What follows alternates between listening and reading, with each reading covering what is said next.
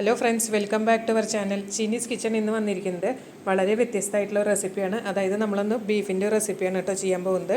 ബീഫിൻ്റെ കുറേ റെസിപ്പി നമ്മൾ അപ്ലോഡ് ചെയ്തിട്ടുണ്ട്. ഇത് നമുക്ക് ക്രിസ്മസ് ഒക്കെ വരാറായി. ഇപ്പോൾ ക്രിസ്മസ് സ്പെഷ്യലായിട്ടൊക്കെ എല്ലാവർക്കും ചെയ്തു നോക്കാവുന്നതേ ഉള്ളൂ.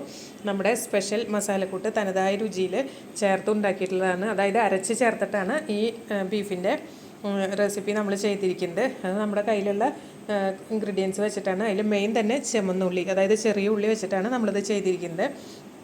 പുറത്തേക്കൊക്കെ കൊടുത്തയക്കാൻ പറ്റിയിട്ടുള്ളൊരു ബീഫ് റോസ്റ്റാണ്. നമ്മളിപ്പോൾ റോസ്റ്റ് ഭാഗത്തിന് എടുത്തിരിക്കുന്നത്. കുറച്ചും കൂടെ ഡീപ് ഫ്രൈ ആക്കണമെങ്കിൽ വെളിച്ചെണ്ണയും പെപ്പറും കൂട്ടിയിട്ട് ഒന്നും കൂടെ ഫ്രൈ ചെയ്തെടുത്താൽ മതി കേട്ടോ. അപ്പോൾ നമുക്ക് ഇനി വീഡിയോയിലേക്ക് പോകാം. അതിൻ്റെ മസാലക്കൂട്ട് എന്താണെന്ന് വീഡിയോ മുഴുവനായിട്ട് കാണും.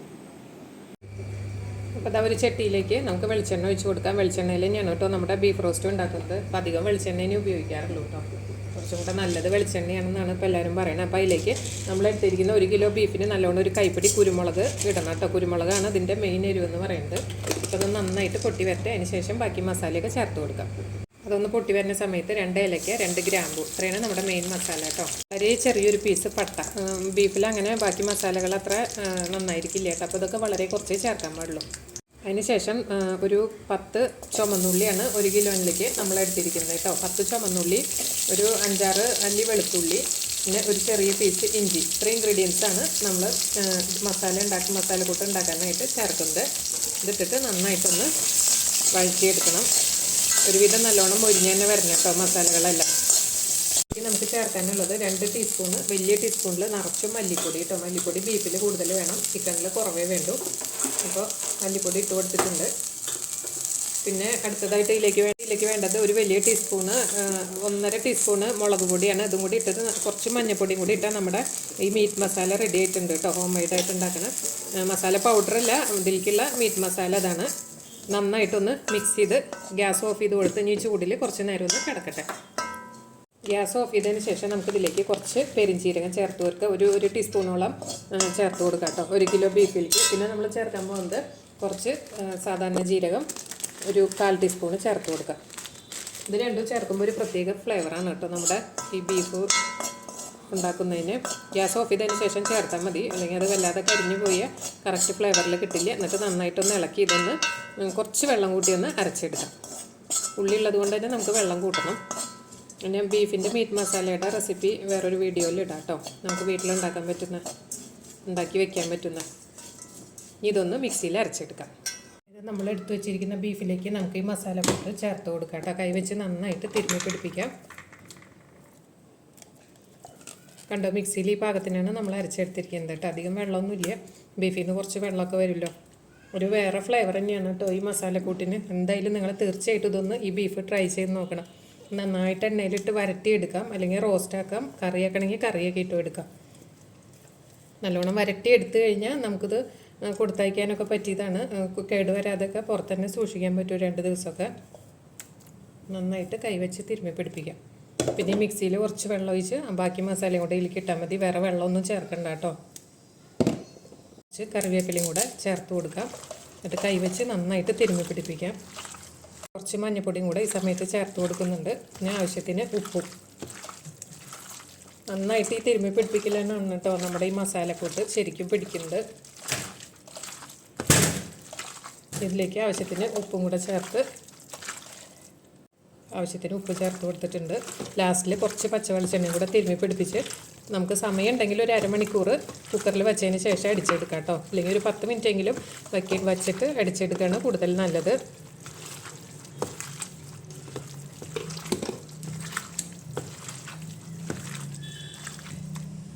ഇതിലേക്ക് വെളിച്ചെണ്ണ ചേർത്ത് കൊടുത്തിട്ടുണ്ട്. എന്നിട്ട് ഒന്നും കൂടെ ഒന്ന് നന്നായിട്ട് കൈവച്ച് തിരുമ്മി പിടിപ്പിച്ചെടുക്കാം.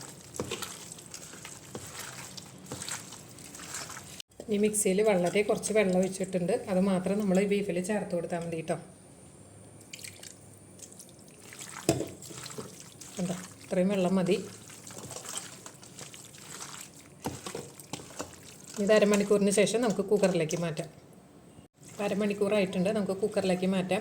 പിന്നെ കുറച്ച് തേങ്ങാകൊത്തും കൂടെ ഈ സമയത്ത് ചേർത്ത് കൊടുത്തിട്ടുണ്ട് കേട്ടോ. അല്ലെങ്കിൽ നിങ്ങൾക്ക് ഉള്ളി മൂപ്പിക്കേണ്ട സമയത്ത് അതിൽ ചേർത്ത് കൊടുക്കാം, അല്ലെങ്കിൽ കുക്കറിൽ അടിക്കുമ്പോൾ അതിൽ കൂടെ ഇട്ട് കൊടുക്കാം. അപ്പോൾ ഞാൻ അതിലാണ് ചേർത്ത് കൊടുത്തിരിക്കുന്നത്.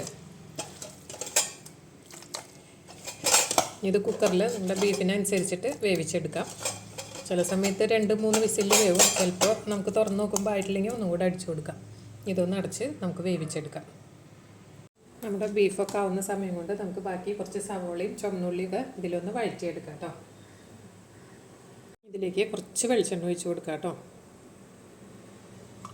അതിന് ശേഷം നമുക്കൊരു 2 സവോള സ്ലൈസ് ചെയ്ത് വെച്ചിട്ടുണ്ട്. പിന്നെ കുറച്ച് ചുവന്നുള്ളിയും വെള്ളുള്ളിയൊക്കെ നമ്മൾ മുമ്പേ കുറച്ച് മാറ്റി വെച്ചിട്ടുണ്ടായിരുന്നു, അതും കൂടി ഇട്ട് കൊടുക്കാം. കുറച്ച് കറിവേപ്പില.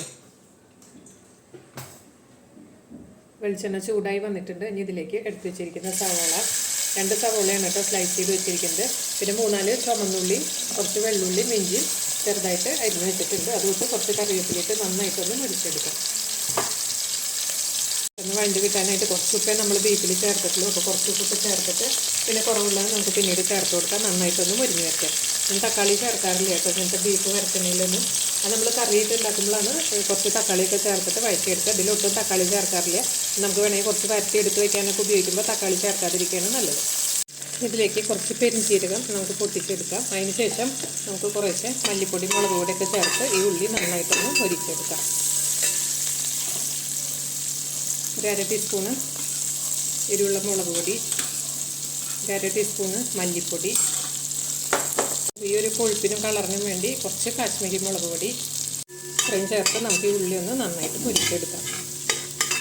അതിനുശേഷം നമ്മൾ വേവിച്ച് വെച്ച ബീഫ് ഇതിലേക്ക് ചേർത്ത് നമുക്ക് വരട്ടിയെടുക്കണമെങ്കിൽ ഡീപ്പ് ഫ്രൈ ആക്കി എടുക്കാം, അല്ലെങ്കിൽ റോസ്റ്റാക്കി എടുക്കാം. കുറച്ച് ഗ്രേവി വേണമെങ്കിൽ അങ്ങനെയാക്കി എടുക്കാം കേട്ടോ. ഇനി വെളിച്ചെണ്ണ ഒഴിക്കേണ്ട, ഒന്നും ചേർക്കേണ്ട ആവശ്യമില്ല. ഇത് നന്നായിട്ടൊന്ന് മുരിഞ്ഞ് വെച്ചാൽ അപ്പോഴേക്കും നമ്മുടെ ബീഫൊന്ന് കുക്കറിൽ നിന്ന് ചൂടാറിന് ശേഷം മാറ്റിയെടുക്കാം. ഇപ്പോൾ കുക്കറിൽ അടിച്ചെടുത്തിട്ടുണ്ട്. ഇനി നമുക്കിതിലേക്ക് ചേർത്ത് കൊടുക്കാം കേട്ടോ. ഇതിലുള്ള വെള്ളമൊക്കെ വറ്റിച്ച് നല്ലോണം കുരുമുളക് ഇട്ട് കഴിഞ്ഞാൽ വരട്ടി നമുക്ക് എടുത്ത് വയ്ക്കാൻ പാകത്തിനാക്കാം. അല്ലെങ്കിൽ ഗ്രേവി വേണമെങ്കിൽ ഒന്ന് കുറുക്കിയെടുക്കാം, അല്ലെങ്കിൽ റോസ്റ്റ് ആക്കണമെങ്കിൽ കുറച്ച് ഇതിൻ്റെ ഗ്രേവി പറ്റിച്ചെടുക്കാം കേട്ടോ. അപ്പോൾ നമുക്കിത് 3 തരത്തിലാക്കി മാറ്റിയെടുക്കാം. ഇതിൻ്റെ വെള്ളമൊക്കെ ഒന്ന് വറ്റട്ടെ. നമ്മൾ എത്ര കുറച്ച് വെള്ളം ഒഴിച്ചാലും ബീഫിൽ നിന്നും ചിക്കനിൽ നിന്നൊക്കെ വെള്ളം വരും. നല്ലൊരു ഫ്ലേവർ തന്നെയാണ് കേട്ടോ അത്. തീർച്ചയായിട്ടും നിങ്ങൾ ട്രൈ ചെയ്ത് നോക്കണം. നല്ലോണം ഒന്ന് വരട്ടിയെടുക്കാൻ. വരണ്ടി വരുമ്പോൾ കുറച്ച് കുരുമുളക് പൊടി ചേർത്ത് കൊടുക്കാം. അത്യാവശ്യം ഒരു സ്പൈസി തന്നെയാണ് കേട്ടോ ഈ ബീഫ് കറി അല്ലെങ്കിൽ ബീഫ് റോസ്റ്റ്. നോക്കിയിട്ട് കുറച്ചിപ്പോൾ ചേർത്ത് കൊടുക്കാം.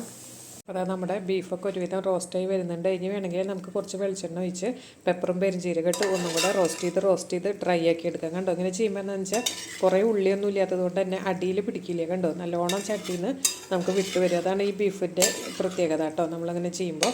അതുകൊണ്ട് തന്നെ ഇത് കേട് വരില്ല. കുറേ ഉള്ളിയൊക്കെ അടിയിൽ പിടിച്ച് മസാലയൊക്കെ ആയിട്ട് അങ്ങനത്തെ ഒരു ബുദ്ധിമുട്ടും ഇല്ല. എളുപ്പത്തിൽ നമുക്ക് വരട്ടിയെടുക്കാം. കുറേ വെളിച്ചെണ്ണയൊന്നും നമ്മൾ ഉപയോഗിക്കും വേണ്ട, കുറേ സവോള വേണ്ട. ഇനിയും ഇതിന് നമുക്ക് ഡ്രൈ ആക്കി പെപ്പറും കുറച്ച് പെരുംജീരകപ്പൊടി ഇട്ട് വേണമെങ്കിൽ 1 ഡ്രോപ്പ് വെളിച്ചെണ്ണയും കൂടെ ഒഴിച്ച് അങ്ങനെ ചെയ്യാം കേട്ടോ. ഈ പാകത്തിന് വേണമെങ്കിൽ നമുക്ക് പൊറോട്ടയുടെ ഒക്കെ കൂടെ കഴിക്കാനുള്ള പാകമായിട്ടുണ്ട് ഇപ്പോൾ. അപ്പോൾ ഇത്രയേ ഉള്ളൂ നമ്മുടെ ബീഫിൻ്റെ റെസിപ്പി.